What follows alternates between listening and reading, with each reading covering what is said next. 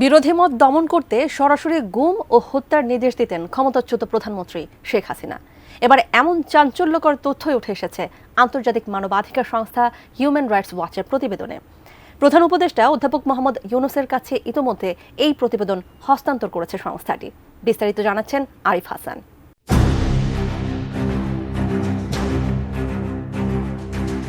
দেড় দশকের শাসনামলে দেশে একনায়কতন্ত্র প্রতিষ্ঠা করেছিলেন শেখ হাসিনা। বিরোধী মত দমন করতে সরাসরি গুম ও হত্যার নির্দেশ দিতেন নিজেই। এবার এমনটাই দাবি করেছে আন্তর্জাতিক মানবাধিকার সংস্থা হিউম্যান রাইটস ওয়াচ। সংস্থাটি তাদের এক প্রতিবেদনে বলেছে, বিভিন্ন নিরাপত্তা সংস্থার কর্মকর্তারা নিশ্চিত করেছেন যে শেখ হাসিনা ব্যক্তিগতভাবে সরাসরি গুম ও হত্যার আদেশ দিতেন। মঙ্গলবার রাষ্ট্রীয় অতিথি ভবন যমুনায় প্রধান উপদেষ্টা ডক্টর মোহাম্মদ ইউনূসের কাছে প্রতিবেদনটি হস্তান্তর করে HRW-র একটি প্রতিনিধি দল।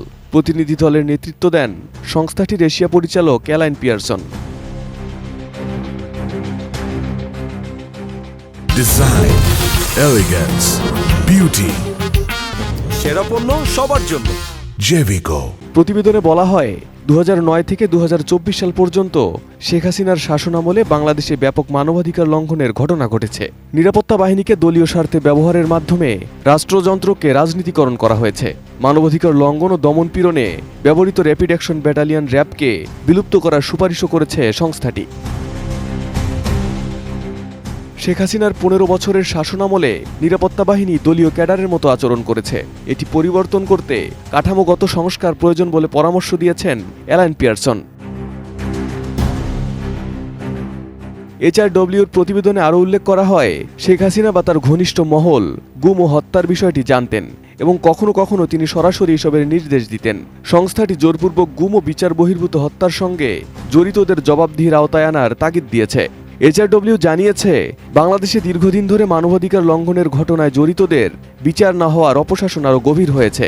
এ কারণে সরকার ব্যবস্থায় কাঠামোগত সংস্কার প্রয়োজন বলে মনে করে সংস্থাটি। প্রতিবেদন হস্তান্তরের সময় মানবাধিকার পরিস্থিতির উন্নয়নে অন্তর্বর্তী সরকারের পদক্ষেপের প্রশংসা করেন HRW-র এশিয়া প্রধান অ্যালান পিয়ারসন।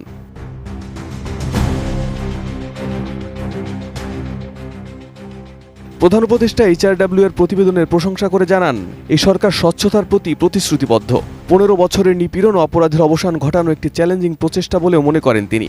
এছাড়া ডক্টর মোহাম্মদ ইউনূস রোহিঙ্গাদের জন্য রাখাইনে নিরাপদ অঞ্চল গঠনের আহ্বান জানান এবং আন্তর্জাতিক সম্প্রদায়ের সহযোগিতা কামনা করেন।